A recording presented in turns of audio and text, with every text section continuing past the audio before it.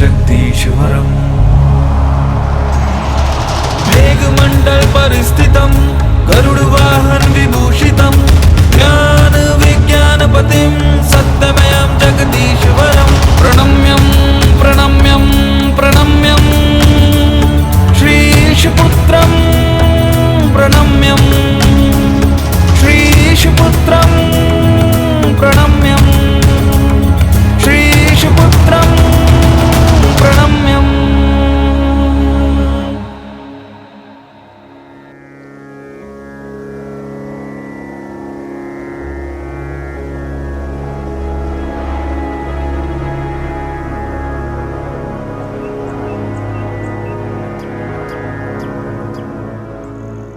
महासिद्ध भृणुनाथ ने पुष्प के द्वारा प्रथम चमत्कारिक प्रयोग करके तत्कालीन सिद्धों को आश्चर्यचकित कर दिया।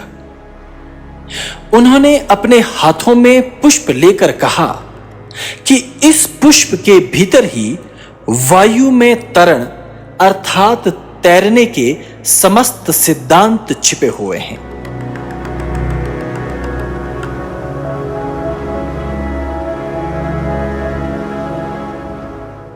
पुष्प की केवल एक पंखुड़ी ही अपने भीतर तरणयान बनाने के संकेत छुपाए हैं।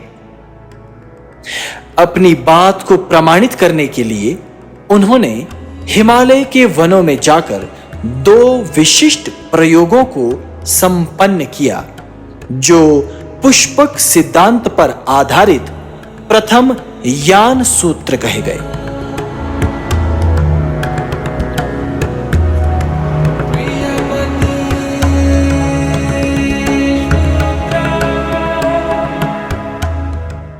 इस सूत्र के 2 भाग हैं, आकृति व गति।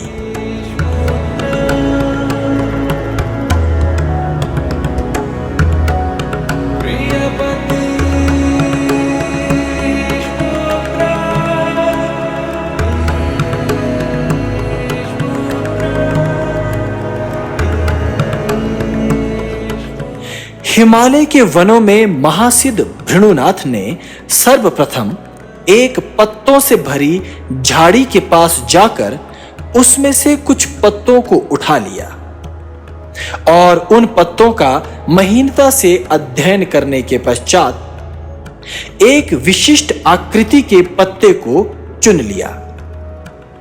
आज मैं भी हिमालय के इस वन में रात्रि के समय ठीक उसी तरह एक पत्ता अपने हाथों में लिए हूं जैसा महासिद्ध भृणुनाथ ने पुराकाल में लिया था। पत्ते की विशेषता यह होनी चाहिए कि एक तो वो कड़ा हो और दूसरा वो नाव की भांति मुड़ा हुआ हो, फिर तीसरे कि उनकी शिखा की डंडी थोड़ी लंबी और भारी हो, पूंछ तीखी पतली और ऊपर उठी हुई, ठीक जल में विहार करने वाली नौका जैसी। इसके पश्चात एक वृक्ष पर चढ़कर महासिद्ध भृणुनाथ ने उस पत्ते को कुछ ऊंचाई से भूमि की ओर गिरा दिया और यह पत्ता वायु में किसी नौका की भांति तैरता हुआ भूमि की ओर आने लगा।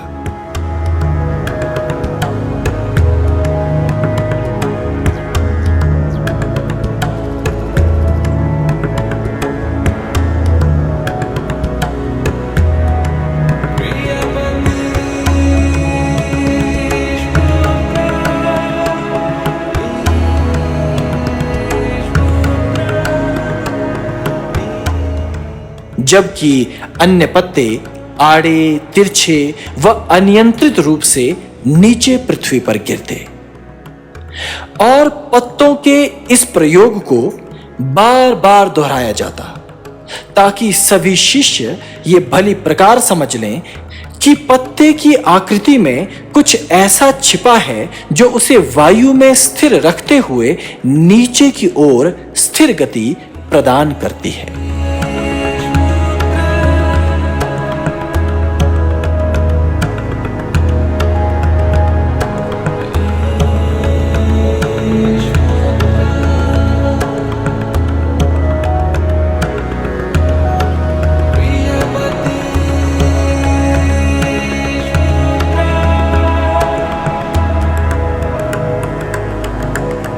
पत्ते को हर बार सही रीति से नीचे उतरता देखना वास्तव में आकृति के रहस्य और वायु में वस्तुओं की गति के सिद्धांत को समझने का एक सरलतम व प्राकृतिक उपाय है।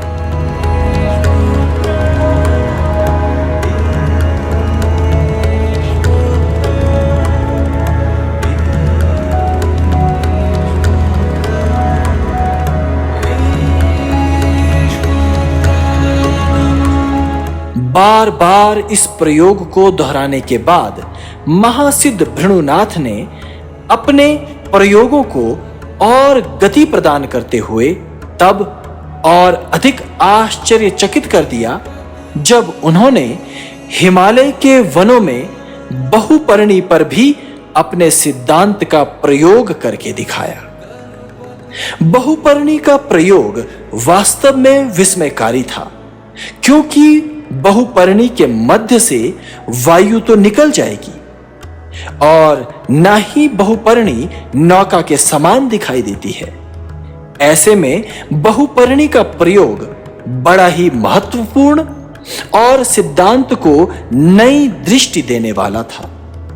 मैं भी इस रात्रि में हिमालय पर उगी बहुपर्णी का एक हिस्सा लेकर आपको वह विधि बताता हूं जो महासिद्ध भृणु ने अपने शिष्यों को सिखाई।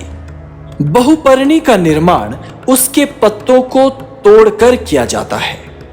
जैसे बहुपर्णी की शिखा होती है, वैसा ही मूल भी होना चाहिए, अर्थात पहले पत्ते छोटे, फिर क्रमशः बढ़ते हुए और अंततः पुनः छोटे। और महासिद्ध भृणु का मुख्य सूत्र कि कंठ काष्ठ लंबा व संतुलित करने वाला हो, यह बड़ा महत्वपूर्ण सूत्र है। मैंने भी इसी प्रकार बहुपर्णी को महासिद्ध भृणुनाथ जी द्वारा बताई विधि से निर्मित किया और उछाल कर देखा।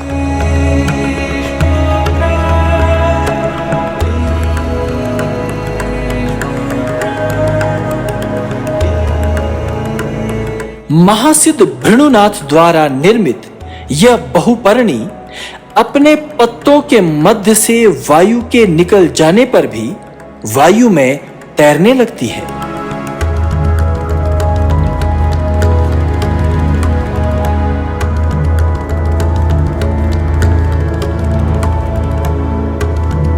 मैंने स्वयं इस बहुपर्णी को ऊंचे वृक्ष की शाखा से कई बार उछाल कर देखा, लेकिन हर बार बहुपर्णी स्थिरता पूर्वक भूमि पर उतरती गई।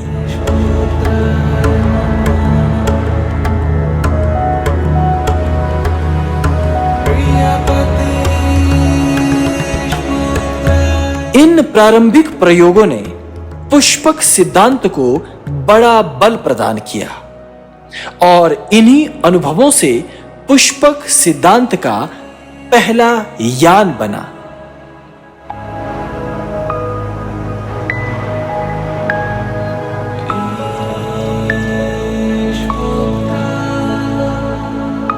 इससे पहले कि मैं पुष्पक सिद्धांत का प्रयोग आरंभ करूं, सर्वप्रथम मैं कौल कुलेश्वरी कौलांतक पीठ की आराध्या भगवती मां कुरुकुल्ला अधिष्ठाता भगवान स्वच्छंद भैरव शिव और उनके साथ अपने कुल के देवी देवताओं सहित गुरुमंडल व समस्त सिद्धों संतों महात्माओं का ध्यान करता हूं। वह महासिद्ध उद्रमाकुलनाथ जी, महासिद्ध भृणुनाथ जी को हृदय से प्रणाम करता हूं।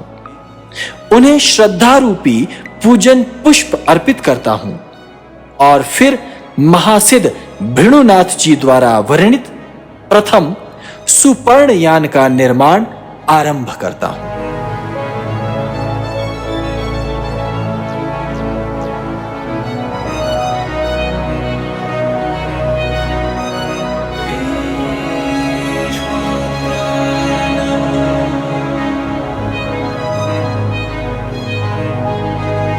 बहुपर्णिका की आकृति के जैसा मैं बांस की शलाकाओं से एक आकृति निर्मित कर धागों से उसे बांधकर उसका भली प्रकार भार व संतुलन आदि महासिद्धों द्वारा प्रदत्त विधि से जांचता परखता हूं।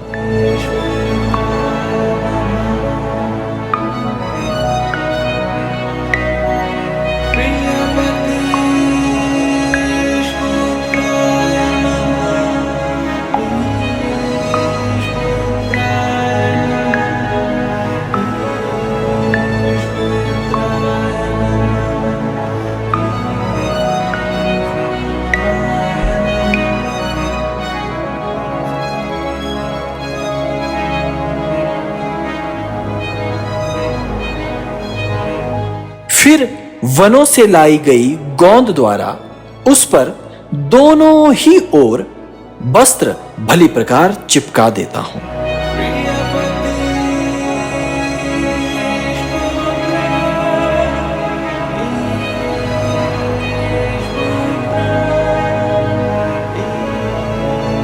और अब समय है महासिद्ध भृणुनाथ द्वारा प्रदत्त सुपर्ण यान की महापरीक्षा का।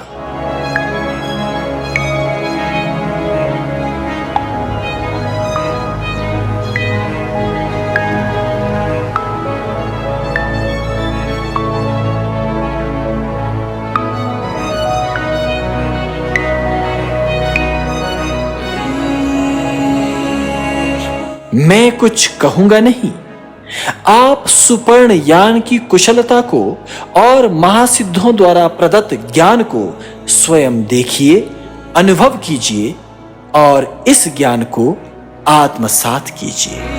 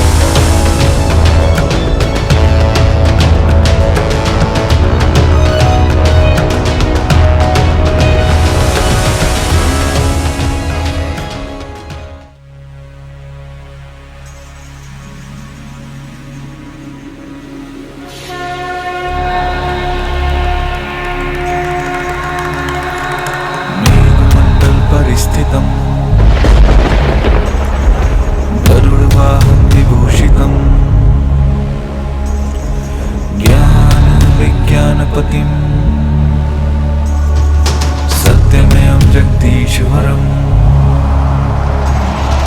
मेघमण्डल परिस्थितं गरुडवाहन विभूषितं ज्ञान विज्ञानपतिं सत्यमयं जगदीश्वरं प्रणम्यं प्रणम्यं प्रणम्यं श्रीशपुत्रं प्रणम्यं श्रीशपुत्रं प्रणम्यं श्रीशपुत्रं प्रणम्यम्